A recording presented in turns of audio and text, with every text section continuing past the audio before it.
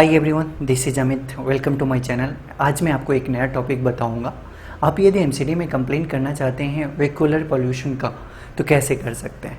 यदि आपको किसी की वाहन की प्रदूषण से प्रॉब्लम है, आपके आसपास में कोई ऐसा गाड़ी चल रही है जो जिससे आपको प्रॉब्लम है, जो ज़्यादा ही पॉल्यूशन छोड़ता है, तो आप उसके रिगार्डिंग कंप्लेंट कर सकते हैं एमसीडी में।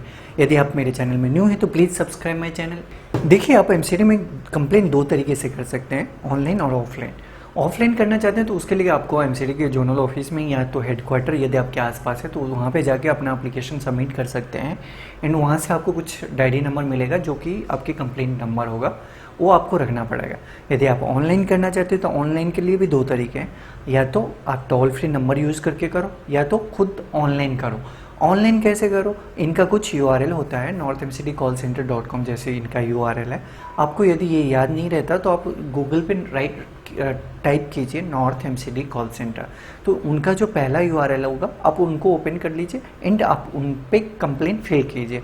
नहीं तो टोल फ्री नंबर यूज़ कीजिए, टोल फ्री नंबर है, ये दोनों टोल फ्री नंबर है, इसको आप यूज़ कर सकते हैं। देखिए, जब आप गूगल पे टाइप करेंगे नॉर्थ एमसीडी कॉल सेंटर तो आपको जो पहला URL है उस पर ओपन करके क्लिक करके ओपन करना है। जब आप ओपन करेंगे इस टाइप के इंटरफेस आएगा, वहाँ पे आपको रजिस्टर कंप्लेंट करना है। रजिस्टर कंप्लेंट करेंगे तो यहाँ पे कुछ नेसेसरी चीज़ आती है जो आपको डालना ही पड़ेगा, जिससे कि आपको आपकी कंप्लेंट कंसर्न ऑफिसर तक पहुँचे। वो क्या चीज़ें हैं, तो जैसे जोन आपको डालना ही पड़ेगा, जो आपका जोन क्या है और आपकी जोन में कौन सा वार्ड नंबर है वो आपको सेलेक्ट करना ही पड़ेगा।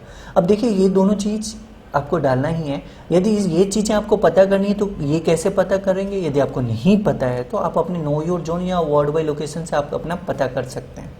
उसके बाद आपको प्रॉब्लम ऑफ कैटेगरी सेलेक्ट करना पड़ेगा, जिस चीज़ की आपकी प्रॉब्लम है।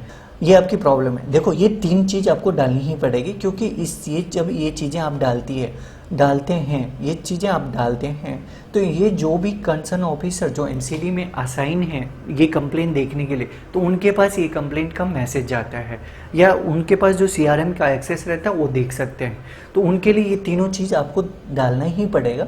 उसके बाद आप लोकेशन, कंप्लेंट डिटेल्स, ये mobile number and address, complainant का रिमार्क्स, ये डालना है।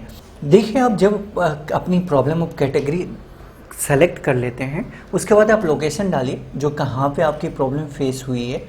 उसके बाद अपना डिटेल्स डालिए, यदि आपको कुछ गाड़ी नंबर या कोई भी वेहिकुलर पॉल्यूशन से प्रॉब्लम है जिसका डिटेल्स आप डाल सकते हैं, यहाँ पे डालिए। डिटेल्स में आप अपना नाम डालिए कंप्लेनेंट नेम सेक्शन में।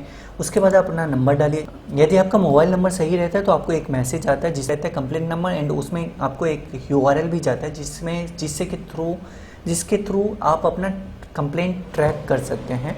उसके बाद एड्रेस डालिए अपना एंड रिमार्क्स डालिए। उसके बाद आप सबमिट कीजिए।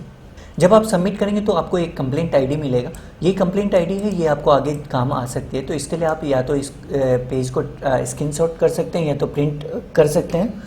अदरवाइज़ आपको एक मैसेज भी आया होगा यदि आपने नंबर सही डाला होगा, तो उस मैसेज में ये कंप्लेंट ID आपको मिला होगा।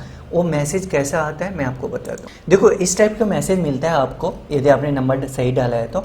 जब आप इस URL पे क्लिक करेंगे तो आपको स्टेटस पता चलेगा, जो कि आपका क्या अपडेट है आपके कंप्लेंट पे।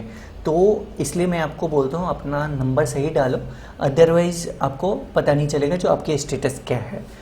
चलिए, मुझे उम्मीद है जो मैंने आपको समझाने की कोशिश की थी आपको समझ में आया होगा। Thank you so much.